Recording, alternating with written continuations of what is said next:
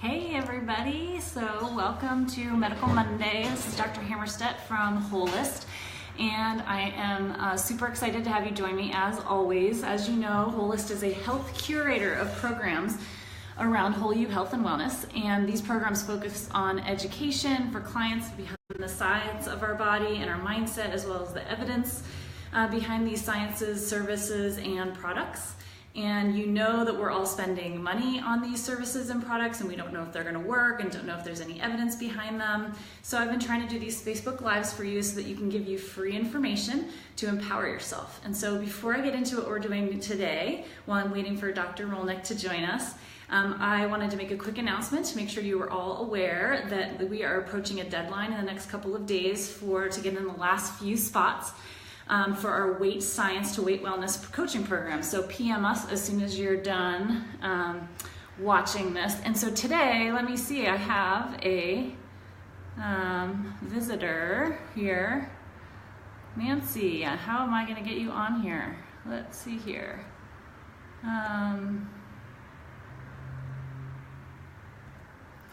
Nancy, can you try to request? For some reason you are not popping up here for me. Did you just get an invite? Okay, not working. I'm gonna hang up and, oh, there we are. Approved. Hi there. All right, Dr. Rolnick is adding on here.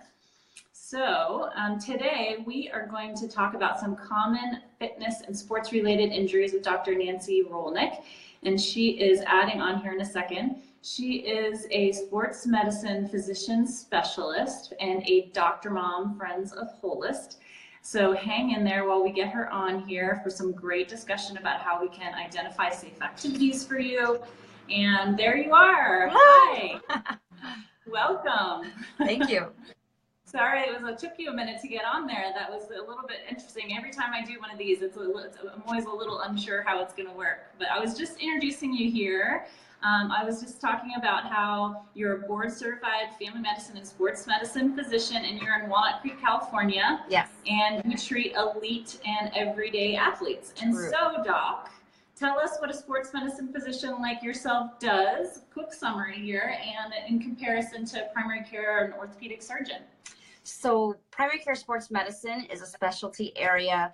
All of us are trained in primary care specialties. Most of us are family doctors first, ER doctors like yourself, family medicine, pediatrics and internal medicine. But the vast majority are family doctors because we are procedural based and we learn a lot about musculoskeletal medicine. And then also we treat all ages, kids to adults. So we're very familiar with the medical problems of our athletes, as well as when we specialize in sports medicine, obviously the musculoskeletal side of things. So that's talking about muscle injuries, ligament or tendon injuries, joint problems, broken bones. So basically, your internal medicine or your family doctor is going to take care of like kind of the inside of you, your diabetes, high blood pressure, ear infections.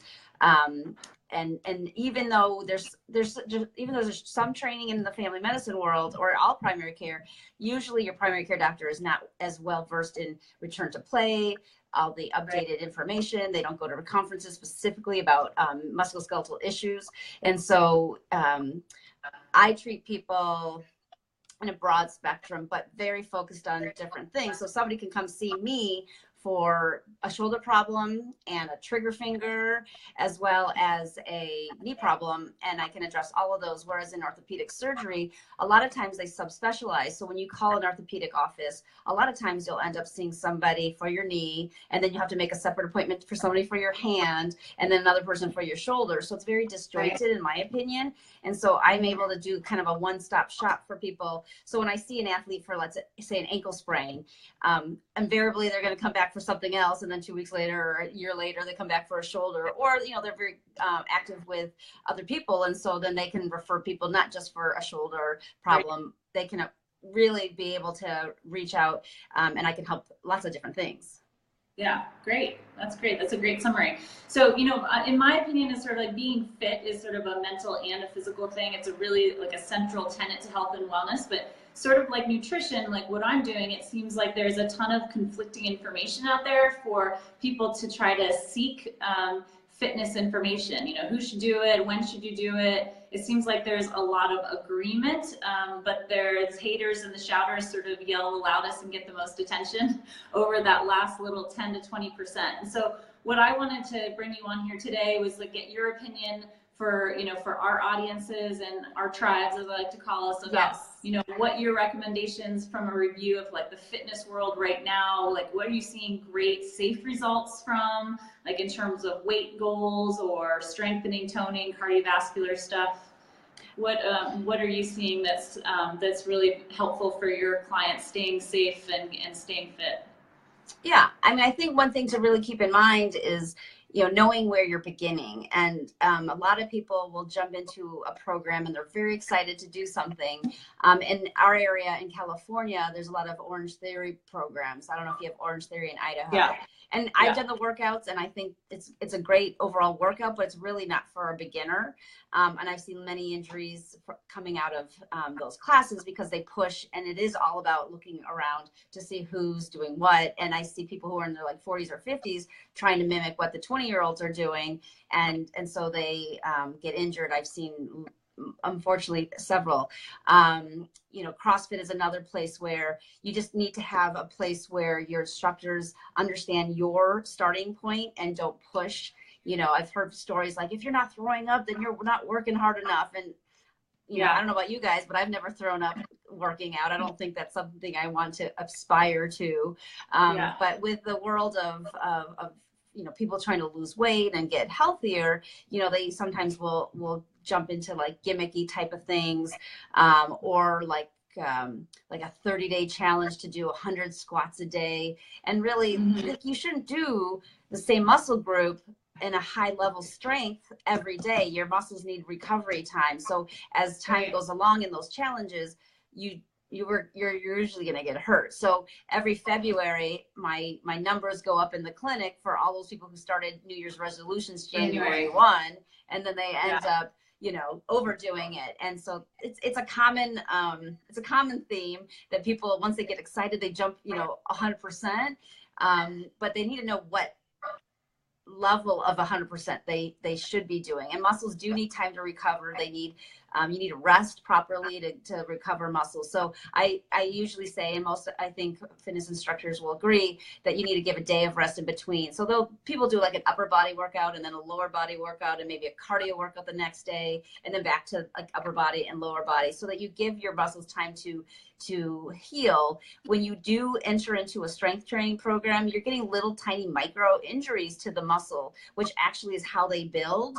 And you need time for those to heal. Otherwise you'll get muscle strains and it'll start hurting, and then you can't fulfill your goal and meet where you're trying to be anyway, because you end up getting hurt. So I really want people to be smart about listening to their body. You know, there's things that like you're sore, but hurt is a different level of pain. And if it's something that's persistent, you know, you need to stop what you're doing, rest it a little bit, a little stretching, and anti-inflammatories, and rest from the activity that caused the pain oftentimes is enough. But if it's not getting better, you want to see a sports doctor ideally. You know, orthopedic surgeon can help you as well. But my experience with orthopedic surgeons, and I love them and I have to work closely with them, is that, you know, they don't have the time and the luxury to spend the amount of time that I do with patients to explain why they got hurt and how to fix it and what to do about that on a day-to-day basis. So do you do kind of goal setting with your patients ever? So I've always heard of those SMART goals, you know, specific, measurable, attainable, kind of time-oriented goal setting. It sounds like that's what you're talking about in terms of fitness, and making, you know, goals that you're not going to get injured, but you're, you know, they're realistic. So it's the realistic part is the most important, I think. You know where you're starting. And you know, if you go to a doctor and they say lose weight and start exercising, it's such a basic comment. It doesn't give you really anywhere to direct. So I do like specific goals. You know, I'll tell somebody, you know, especially when they're recovering from an injury.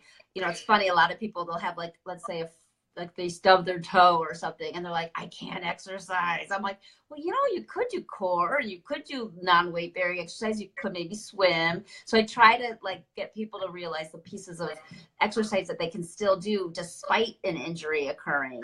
But you know, I think a specific attainable goal with a specific timeline is really valuable. So like right now, if you can only do 2 push-ups, you know, that's your starting point. And then you might say, okay, well, maybe in 2 weeks, I want to try to get to 5. And then maybe to, you know, 10. And maybe I'll do some ones on my knees if I'm getting tired, but I can progress and my body's going to do that in its own time, you know. Older people, I'm in my 40s and I don't consider myself old, but in your 40s, it seems that you just don't have the fastest recovery. And so you really need to give your body time and just take it slow. Really, none of us are in a race to get fit. We're not trying out for the Olympics. We're not, you know, D1 athletes, all of us. And so if it's just purely a goal of being healthy and fit, it's important to be patient. You know, your body is going to get better in time, but it's not going to get better if you get hurt along the way. Yeah, you know, I love that. You know, when I'm working with my weight wellness clients, we talk about this patience thing all the time, right? Like, you know, you mentioned it too, your January, February schedule. People, you know, once they get an idea in their head, they want to just do it, right? But when it comes to making lifestyle changes, lifestyle medicine, really, which is what you and I are doing in a way, is like, you know, setting those realistic goals, being flexible and kind to yourself while you're making those changes, realizing that it's not going to happen overnight. I love that. I missed that last little piece, but lifestyle medicine is exactly what I'm doing too. Cause I'm like you, it's a big picture. You've got to get your water, you've got to get your nutrition, you've got to get your fitness, and you got to get your stress reduction, and you got to get your sleep, and all those in combination are going to make you wholly healthy. So the holistic model is what I do in sports medicine. And I don't think people always expect that. And they certainly don't get that typically from an orthopedic surgical's office. So my visits can be up to an hour long, where I'm talking about maybe 3 different issues. And then I'll address their diet and I'll address their protein intake, you know, trying to help them identify where they're starting. So I have a lot of people use the MyFitnessPal app or something like that to log their meals, and then they can kind of assess their carbs, their sugars, their fat, their proteins. And you need protein to build muscle. And so if your goal is to, you know, get stronger, but you don't give your body the tools to build that strength, you know, you're doing the weightlifting, but the muscle isn't having the natural nutrition, then you're not really going to meet your goal in the time frame that you want, or you might get injured. So I always address protein intake and rest, because as you said, patience is a part of improving. You know, you're not going to become a doctor overnight. I mean, I had to be, just like you, very, very diligent and very, very patient, because I didn't get my first job until my 30s. And then I started making some money at that point, but I had to be patient and I had to follow my passion, and it took a long, long time. I love what I do, and I'm thankful that I can help people learn practical ways to get healthier. It doesn't have to come out of a bottle. It doesn't have to come out of, you know, some sort of magic potion. I mean, we all know that healthy, good food is the basis of overall health. I don't know if we all know that, but I know that, you know that. You know, in medicine, unfortunately, a lot of doctors don't get a lot of nutrition information unless they seek it out through conferences or reading on their own independently. And so in sports medicine, a lot of people, you know, they're endurance athletes, and they are very goal oriented, and they want to know what's going to enhance their performance and make sure that they don't get injured. So having the proper macronutrients in your diet, including fat, including some carbs, but the healthy carbs, and then also, of course, the protein is going to be really vital for full athletic performance. But, you know, I'm not dealing with all people who are competitive to the level of getting awards and medals. I mean, a lot of my patients are just like you and I don't know, maybe you're competing for stuff, but, you know, I just want to fit in my pants and feel good and be able to, you know, go up and down stairs pretty easily and play with my kids and not get hurt. And so there's a lot of reasons to incorporate fitness into your life. In fact, that's just part of it. I mean, the big part is like live long and be healthy and don't die. You know, I think I hear you. So critical. But I think there's so many people in our society who just maybe give up, or, they've tried this, they've tried that, and they just, they don't have the support maybe, and the information that they need, and maybe sometimes the dedication or the time. A lot of people think, eating well is really hard, but you can make it easier. You can, cut up a pepper and put hummus with it and have a snack. That doesn't take that long, but you have to buy the pepper.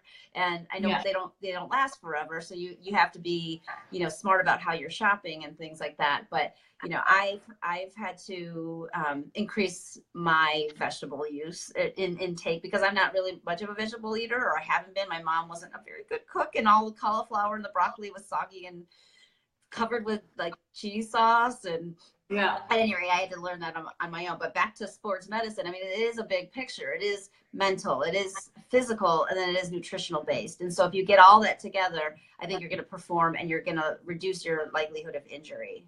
Yeah. So you and I are really kind of speaking the same language, which is great. What I talk to my clients about is like I said, flexibility and patience with yourself while you're learning, these new lifestyle changes in terms of diet. And you're talking about that with diet and fitness. And again, I think, most people, we just are getting really confused with all the conflicting information out there. I mean, you hear, people touting CrossFit, right? And then you and I are seeing injuries from it, and like trying to figure out how to do that safely is really important. Anyway, I'm really happy that you joined me today for our Whole You Fit Medical Monday. Hi, Alexis. I see you there. Hi, Alexis. And like I said at the beginning of this, I'm basically using Holist sort of like a health curator, right? I'm trying to pull together people who are doing really interesting things, having really interesting services and products, so that we can start to get this information to our communities in a way that they know who they can trust. And so, what I'm doing right now with Holist is basically recruiting practitioners around fitness to work virtually together for food, as well as kind of programs like that. And so I was really glad to have you come on and talk and kind of introduce to us what this kind of more holistic sports medicine approach is. And so before we get to where our tribe can find you, I do want to just quick plug in that everybody watching knows that we have a deadline coming up in the next couple of days for our Weight Science to Weight Wellness coaching program, is starting on Monday. And so you can find us at www.holisthealth.com or on social media at Holist Health. And Dr. Rolnick, where can we find you?